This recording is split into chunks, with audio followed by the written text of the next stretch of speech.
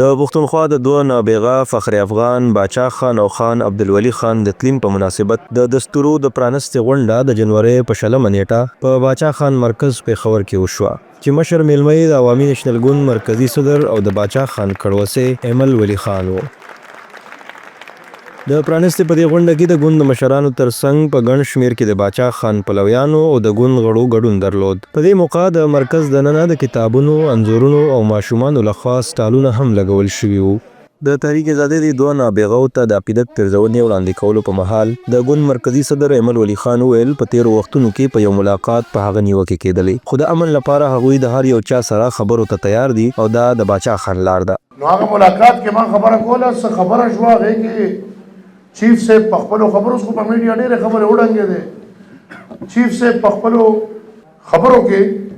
داسې خبره وکړه چې یاره موږ نه غلطیانې شوي دي. ما ورته په خپلو خبرو کې چې چیف صاحب زه نن فخر کوم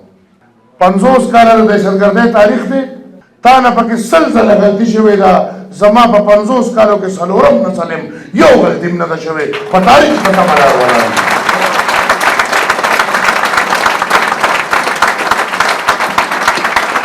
ما کو د دهشتګردۍ په لړ کې ته وایي چې ضیاءالحق غلط و زه ټیک وم، کو د دهشتګردۍ په لړ کې ته وایي چې مشرف غلط و زه ټیک وم، کو د دهشتګردۍ په لړ کې ته وایي چې نواز شریف غلط و زه ټیک وم، کو د دهشتګردۍ په لړ کې ته وایي چې پیپلز پارټي غلطه وه زه ټیک وم، کو د دهشتګردۍ په لړ کې ته وایي چې فیض او باجوا غلط و زه ټیک وم، او کو نن ته وایي چې ته ټیک یې هم زه ټیک یم، او کو سبا تا ته څوک غلط وایي هم به زه ټیک یم. د پرانستې په موقع لیکوالان او شاعران هم موجود وو چې په منظوم شکل کې هم دغه دوه اتلانو ته د عقیدت پرځونې وړاندې کړې. چې ستا له کوره باچا خانه وځي شي بې درکه د کاروانه وځي، ستا د محفل نه ډېر تیاره مخونه، ستا د محفل نه ډېر تیاره مخونه بهر چې وځي نو روښانه وځي. خپل تګ راتګ خو ډېر کم کړی دی، ما د یاد کوڅه کې چې دربان څه کوي دا چې تورمخي په وطن کې وینم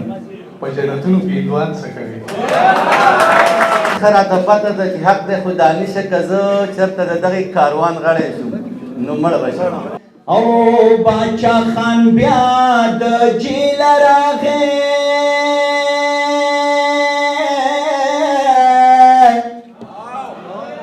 و زما لالې د پېښور نه نه راځي نه، د طوطي په شان غږېږې په چغار یې ښه لایق یې او قابل یې او هوښیار یې، د وطن ژبې او قام نه څه خبر یې،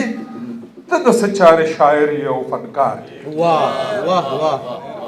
د ګوند د چارواکو په وینا په تیرو وختونو کې د دواړو مشرانو د تین په مناسبت دستوري تر یوې اونۍ روانې وي، خو دا ځل به په ټول هیواد کې او د هیواد نه بهر میشت پښتانه تر 18 فروری د دستوري لمانځي چې پکې په کراچۍ کې په 26 جنوري، په 8 او 9 فروری په اسلام آباد کې د ورځنۍ غونډه او په لیاقت باغ پنډۍ کې په 14 فروری لویه جلسه هم شامله ده.